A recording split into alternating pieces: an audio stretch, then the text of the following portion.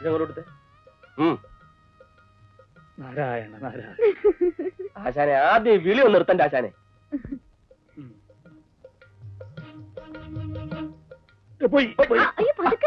രണ്ടും കൂടി ഒരു കാലിട്ടല്ലോ, ഓരോ കാലിലിട്.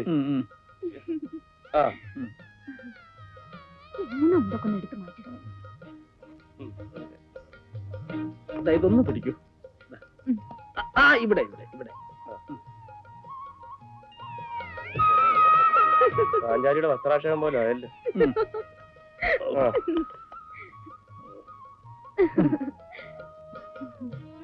ഇപ്പൊ എങ്ങനെയുണ്ട്? ആളങ്ങ് മാറിപ്പോയല്ലോ.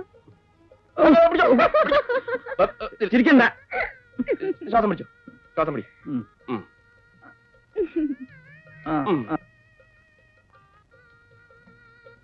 കൗസല്യേ, ആ അറുപ്പ് തിരിഞ്ഞെടുത്ത് നമുക്ക് ആദ്യം ഈ പ്ലഗ് അങ്ങ് മുറിക്കാം. അയ്യോ വേണ്ട നാരായണൻ, ഈ വേഷത്തിൽ പുറത്തിറങ്ങിയാലേ കാണുന്നവർ കല്ലെറിയും. ശരിയാണ്. ആൾമാറാട്ടം വഞ്ചനയാണ് കൗസല്യേ. നമുക്ക് ജീവിക്കാൻ എന്തെങ്കിലും ഒരു ബിസിനസ് തുടങ്ങണ്ടേ? അതിന് ഈ വേഷം പറ്റില്ല. എന്ത് ബിസിനസിനാ പരിപാടി? Cinema business. എനിക്കൊരു അമിതാഭ് ബച്ചൻ ആവണം. അതിനാരെങ്കിലും വിളിക്കണ്ടേ? അതിനല്ലേ സ്വന്തമായിട്ട് ചിത്രം നിർമ്മിക്കുന്നത്. ദുരാഗ്രഹം ദഹിക്കാത്ത ഭക്ഷണം പോലെയാണ് നാരായണൻ. ഒരു ദഹനക്കുറവില്ല. ആശാൻ കണ്ടോ? ആദ്യം ഒരു അഡ്രസ് ഉണ്ടാക്കണം. തൽക്കാലം നമുക്ക് ഈ അഡ്രസ് തന്നെ ഉപയോഗിക്കാം. രാഷ്ട്രീയം പഠിക്കാൻ വന്ന ആളല്ലേ, ആദ്യം ഒരു റേഷൻ കാർഡ് ഉണ്ടാക്കണം. ശരിയാ, ഇവിടെ സകലതിനും റേഷൻ കാർഡാണ് ആധാരം. ഇങ്ങോട്ടിരുന്നേ ഇരി. കൗസല്യേ, ആ അറുപ്പത്തിങ്ങെടുത്ത്. ഇന്ന് ഈ കുടുമി മുറിച്ചിട്ട് തന്നെ ബാക്കി കാര്യം. നാരായണ,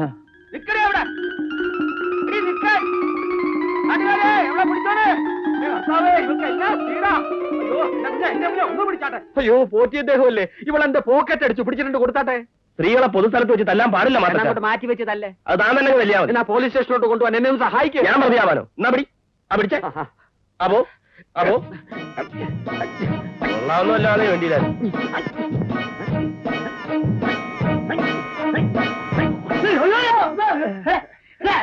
പോലീസ് സ്റ്റേഷൻ വെച്ചിട്ടാണ് പോലീസ് സ്റ്റേഷനിൽ വെച്ച് പെണ്ണുങ്ങളെ കെട്ടിപ്പിടിച്ചാൽ അതിന്റെ കെട്ടിപ്പിടി അല്ലേ ഏമാനെ, ഇത് പോക്കറ്റടിയാണ്. വിട്ടാൽ അവൾ ഓടും. പിന്നെ ഞങ്ങൾ എന്തിനാ ഇവിടെ പോലീസ് സ്റ്റേഷനിൽ വാദിക്ക് വിടിയാണോ?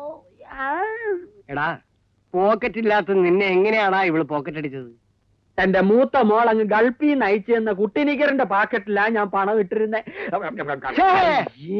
മുണ്ട് താഴ്ത്തിയിടാൻ പറയടോ, താഴ്ത്തിയിടാൻ പറ. താഴ്ത്തി കിട്ടോ?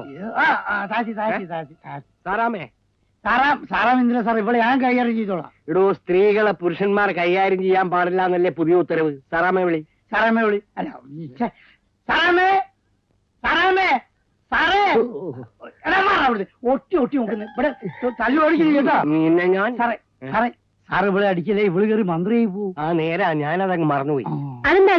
എന്റെ കയ്യിൽ നിന്ന് ഇതുവരെ അടി മേടിച്ചിട്ടുള്ള എല്ലാവരും മന്ത്രിമാരായിട്ടുണ്ട്, അറിയാമോ? ഏതായാലും ഇനി കുറച്ചു നാളത്തേക്ക് ഇദ്ദേഹം കയറി ആരെ അടിക്കും ചെയ്യരുത്. ശരിയാ, വല്ല അലവരാജികളും കയറി മന്ത്രിയാവും. സാറാമേ, ഇവിടെ അകത്ത് കൊണ്ടുപോയി ദേഹപരിശോധന നടത്തി തൊണ്ടി സാധനങ്ങളെല്ലാം എടുത്തോണ്ട് വാ. ഇങ്ങോട്ട് എനിക്കൊന്ന് അങ്ങോട്ട് പോകാമോ? പോയില്ലേ? എന്റെ രൂപ കിട്ടാതെ ഞാൻ എങ്ങനാ പോകുന്നേ? ഏത് രൂപ? ഇടോ, മാസ്റ്റർ എഴുതി കേസ് ചാർജ് ചെയ്ത് കോടതിയിലേക്ക് അയക്കും. എന്റെ കർത്താവേ, ഞാൻ ഇനി കോടതിയിലും കയറണോ? കോടതിയിലേക്ക് പോകണ്ട, കോടതി തന്നെ വീട്ടിലേക്ക് വരും. അല്ലേ ഉപകാരം. അത് കുറെ കാലം കഴിയും.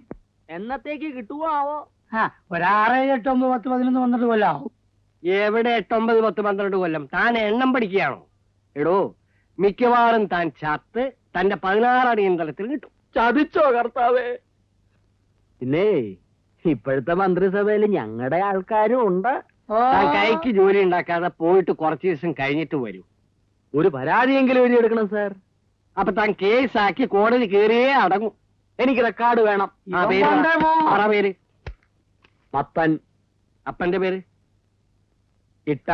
വീട്ടുപേര് വേലിക്കകത്ത്. നല്ല ഉഗ്രൻ പേര്, വേലിക്കകത്തട്ട മത്തൻ. അതാ എന്റെ അങ്ങത്തെ ഇത് പെൺവേഷം കിട്ടിവന്ന പുരുഷനാ. ആട്ടെ, ഇവന് ദേഹപരിശോധന നടത്തിയോ? നടത്തി. തൊണ്ടി വല്ലതും കിട്ടിയോ? ഏതാണ്ടൊക്കെ ഉണ്ടെന്നാ തോന്നുന്നു. ഇവൻ ഖാലിസ്ഥാൻ തീവ്രവാദിയായിരിക്കും. ഇവന്റെ കയ്യിൽ കൃപാണം കാണും. ഇവന് സൂക്ഷ്മ പരിശോധന അത്യാവശ്യമാണ്. സാറടിക്കരുത്. ഇവൻ കേറി മന്ത്രിയാവും. നേരാ. അല്ല, ഇതാര്? നാരായണൻ നമ്പൂതിരിയോ? ഇരിക്കണം. മനസ്സിലായില്ലല്ലോ. ആരാ? എന്റെ പേര് നാരദൻ. എന്റെ ഒരു സ്നേഹിതനാ. നാരദനോ? പണ്ടൊക്കെ ഇത്തരം പേരുകൾ പുരാണങ്ങളിലേ കേട്ടിട്ടുള്ളൂ. ഇപ്പോൾ ഭൂമിയിലും വന്നിരിക്കുന്നു. അതെ അതെ, ഒരു പുതുമയുണ്ട്. പഴമയുടെ ആവർത്തനമാണല്ലോ പുതുമ. ഡെഫിനറ്റ്ലി. അപ്പൊ പിന്നെ എന്താ പതിവില്ലാതെ ഈ വഴി? ഇദ്ദേഹത്തിന് സ്വല്പം രാഷ്ട്രീയം പഠിച്ചാൽ കൊള്ളാവുന്നുണ്ട്. അയ്യോ, ഇപ്പൊ പറ്റിയ സമയമല്ല. ഒരല്പം മുമ്പായിരുന്നെങ്കിൽ തെരഞ്ഞെടുപ്പ് സമയമായിരുന്നു. എല്ലാം നേരിട്ട് കണ്ടു പഠിക്കാമായിരുന്നല്ലോ. ഈ തെരഞ്ഞെടുപ്പിന്റെ ചൂടും പ്രയാസങ്ങളും ഒക്കെ ഒന്ന് മാറട്ടെന്ന് കരുതി. ഓ, തെരഞ്ഞെടുപ്പിന്റെ ചൂടൊക്കെ എന്നേ കഴിഞ്ഞു. ഇത്തവണ സീറ്റ് തരാതെ അങ്ങേ തഴഞ്ഞെന്ന് കേട്ടപ്പോൾ ജനങ്ങൾ ഞെട്ടിപ്പോയില്ലേ? എന്നെ തഴഞ്ഞതോ പോട്ടെ, പാർട്ടിയിൽ എന്നെ ഏറ്റവും കൂടുതൽ എതിർത്തവന് ഈ സീറ്റ് കൊടുത്താലേ എനിക്ക് പ്രയാസമുള്ളൂ. അതിനെന്താ, നിന്ന പോലെ തന്നെ തോറ്റു തൊപ്പിയിട്ടില്ലേ? തോറ്റതല്ല, തോൽപ്പിച്ചാണെന്ന് പറയണം. ബൈ, ഇദ്ദേഹം നമ്മുടെ ആള് തന്നെയല്ലോ. വിശ്വസ്തൻ, പരിശുദ്ധൻ, സത്യസന്ധൻ. ഞാൻ ജീവിച്ചിരിക്കെ എന്റെ മണ്ഡലത്തിൽ എന്റെ പാർട്ടിയിൽപ്പെട്ട വേറൊരുത്തൊന്നും ജീവിക്കേ. എന്തായാലും സാറിനോട് ചെയ്ത വലിയ ചതിയായിപ്പോയി. ചതിക്ക് മറുമരുന്ന് ചതി തന്നെ. തെരഞ്ഞെടുപ്പ് ഒരുതരം ചൂതുകളിയാണല്ലോ. കളിയിൽ ചതി പ്രയോഗിച്ചാണല്ലോ പാണ്ഡവന്മാരെ തോൽപ്പിച്ചത്. കറക്റ്റ്. കൂടെ നിന്ന് സ്വന്തം പാർട്ടിക്കാരനെ പാരവെക്കുന്നത് ഈ മണ്ഡലത്തിൽ എന്റെ ഗ്രൂപ്പിനോ അവന്റെ ഗ്രൂപ്പിനോ ശക്തിയെന്ന് ഇപ്പോഴെങ്കിലും നേതൃത്വം മനസ്സിലാക്കട്ടെ. ഓഹോ, ഇതൊക്കെയാണ് ഇവിടുത്തെ രാഷ്ട്രീയമല്ലേ? കാലുവാരൽ, കൂറുമാറ്റം, കുതുകാൽ വെട്ട്, ഗ്രൂപ്പിസം, ഇതൊക്കെയാ. ഒരു കക്ഷിയിൽ നിന്നുകൊണ്ട് അതേ കക്ഷിക്കെതിരായി പ്രവർത്തിക്കുന്നത് പാർട്ടി വിരുദ്ധമല്ലേ? പാർട്ടി എനിക്ക് പുല്ലാണ് മിസ്റ്റർ. എന്നെ വെച്ചാൽ ഞാൻ പാര വയ്ക്കും. പാര എങ്ങനെ വെക്കണമെന്ന് ഇപ്പൊ കണ്ടില്ലേ? എത്രയോ പാര വെച്ച് തഴമ്പിച്ച കൈകളാണിത്. അതാണ് രാഷ്ട്രീയം. ദാ കേട്ടു പഠിച്ചോ. സൗകര്യമായിട്ട് ഒരു ദിവസം വരും, നമുക്ക് വിശദമായിട്ട് സംസാരിക്കാം. ഇനി വരുമ്പം 200 പേന്റെ ഒരു നോട്ട് ബുക്ക് കൂടി കൊണ്ടുവരണം. അതെന്തിനാ? അല്ല, ഈ പാര പാരായിട്ട് എഴുതിയെടുക്കാനാ. ഓ, നമസ്കരിച്ചോട്ടെ. പിന്നെന്താ, ഇങ്ങോട്ട് നമസ്കരിച്ചോ. പിന്നെ കാല് വാരരുത്. അതെന്തായാലും ഇല്ല. ഓക്കെ.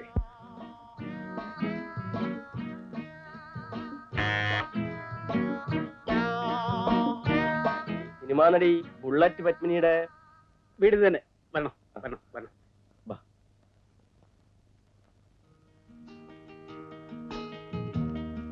வாங்க உட்காருங்க.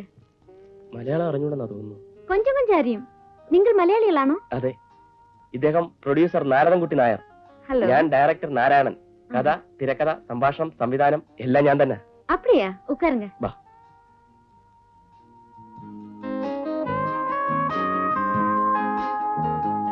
ഇതെന്താ ഇങ്ങനെ? இன்னைக்கு ஒரு ஹிந்தி படத்தோட மேக்கப் டெஸ்ட் உண்டு. இந்த அம்மா என்ன பண்ண நல்ல கருப்பாയിരിക്കും. ஓய், நீ உள்ள போ. ഞങ്ങൾ വന്നത് ഞങ്ങളുടെ അടുത്ത പടത്തിൽ ബുള്ളറ്റ് പത്മിനിയെ ബുക്ക് ചെയ്യാൻ വേണ്ടിയാണ്. ஓ, அப்படிங்களா? நான் அம்மா கூப்பிடுறேன். அம்மா. അതിനെന്തിനാ അമ്മ? നമ്മൾ സംസാരിച്ച പോലെ. അതെ, ഞങ്ങൾ സിനിമാ താരങ്ങൾക്ക് എല്ലാ അമ്മമാരാ. வணக்கம் வணக்கம். മലയാളികളാ. എന്നെ ബുക്ക് ചെയ്യാൻ വന്നതാ. അതൊക്കെ പറയടി, എനിക്ക് കേക്കാം. ഓ, அப்படியா? ഈ കൊച്ചനെ എവിടെയോ വെച്ച് കണ്ട നല്ല മുഖപരിചയം. പടത്തിന്റെ ഡയറക്ടറാ. ഞങ്ങളുടെ വീട് അങ്ങ് ആർപ്പുകരയാ. നമ്മൾ ഇന്നാള് മദ്രാസ് ചെന്നപ്പോ താമസിച്ചിരുന്ന ഹോട്ടലില് മസാല ദോശ കൊണ്ടു തന്നത് ഈ പയ്യനല്ലേ മോളെ? റേറ്റ് ഒന്നും പറഞ്ഞില്ല. റേറ്റ് ഒരു ദിവസം 20,000 രൂപയാ. എനിക്കും അമ്മയ്ക്കും സെക്രട്ടറിക്കും 3 ഫ്ലൈറ്റ്.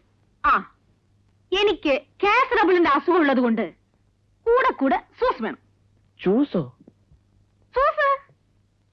ഈ പഴച്ചാറേ, പഴം ചാറ്. പഴച്ചാറ്? എന്താ സൂസ്? ജ്യൂസ് അല്ല, ജ്യൂസ്. പയ്യന്മാർക്ക് ഇംഗ്ലീഷ് മനസ്സിലായില്ലെന്ന് തോന്നുന്നു.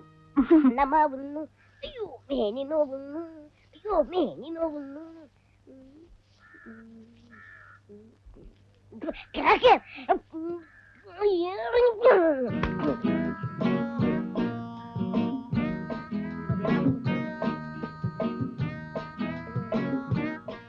ഞാൻ കാക്ക എറിഞ്ഞതാ.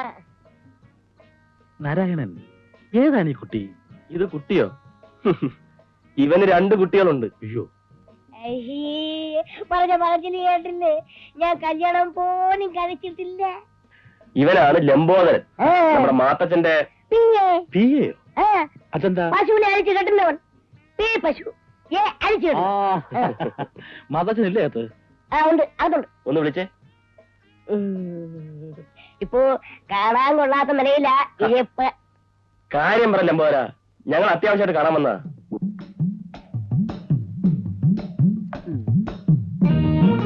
നമസ്കാരം. നമസ്കാരം. നമസ്കാരം.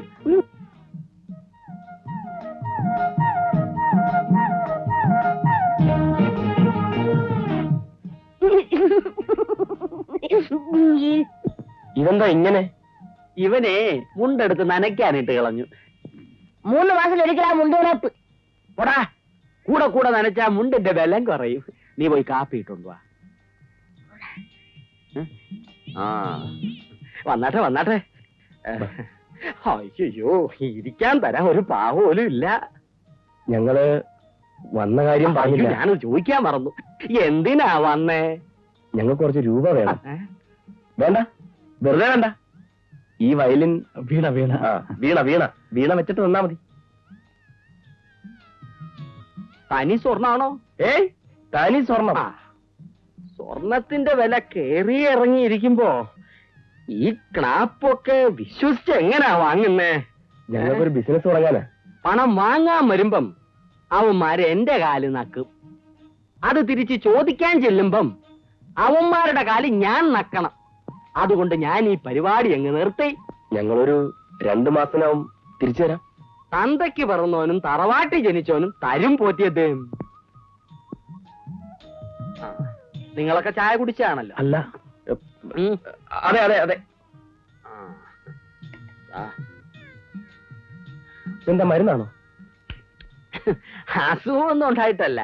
ഇവൻ പഞ്ചാര ഇട്ടാ ഞാൻ തെണ്ടിപ്പോ. ഭയങ്കര ചെലവാ.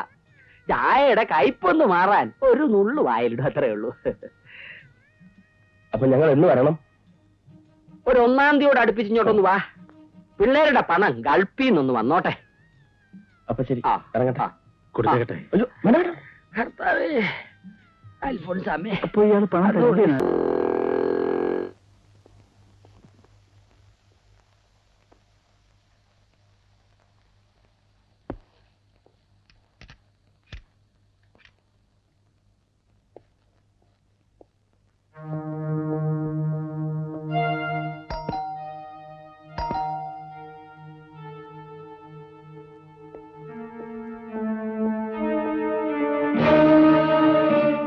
അങ്ങൊരു മന്ത്രിയായിരുന്നു നിയമം കൈകാര്യം ചെയ്ത ആളല്ലേ? അതുകൊണ്ട് അവന്മാരെല്ലാം ഇപ്പോഴും ജീവനോടെ ഇവിടെ കഴിയുന്നു. നിങ്ങൾക്ക് മുറിക്കാത്തിട്ട് പൂട്ടി രസിക്കാനുള്ള കളിപ്പാവകളല്ല സർക്കാർ ഉദ്യോഗസ്ഥന്മാർ അല്ലേ? ഒന്ന് ഇറങ്ങിപ്പോകണം മിസ്റ്റർ. അവരെ മോചിപ്പിക്കാതെ ഞാൻ ഇവിടെ നനങ്ങില്ല. എങ്കിൽ ഈ വേഷത്തിൽ തന്നെ നിങ്ങൾക്കും ഇവിടെ കഴിയേണ്ടി വരും. അതിനു മുൻപ് നിങ്ങളെ എത്തിക്കേണ്ട സ്ഥലത്ത് ഞാൻ എത്തിച്ചിരിക്കും. Call for you. എന്നെ വിളിക്കാനും എനിക്ക് വിളിക്കാനും പോലീസ് സ്റ്റേഷനിൽ ഫോണുണ്ട്.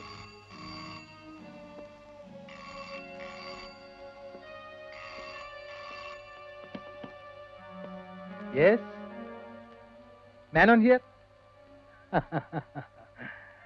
മിനിസ്റ്റർ അല്ലേ? പിന്നെ നിങ്ങളുടെ സബ് ഇൻസ്പെക്ടർക്ക് എന്റെ ഫോൺ അലർജിയാണെന്ന് തോന്നുന്നു.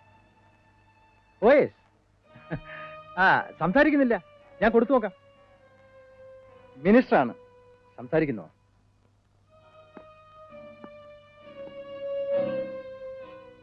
Yes sub inspector.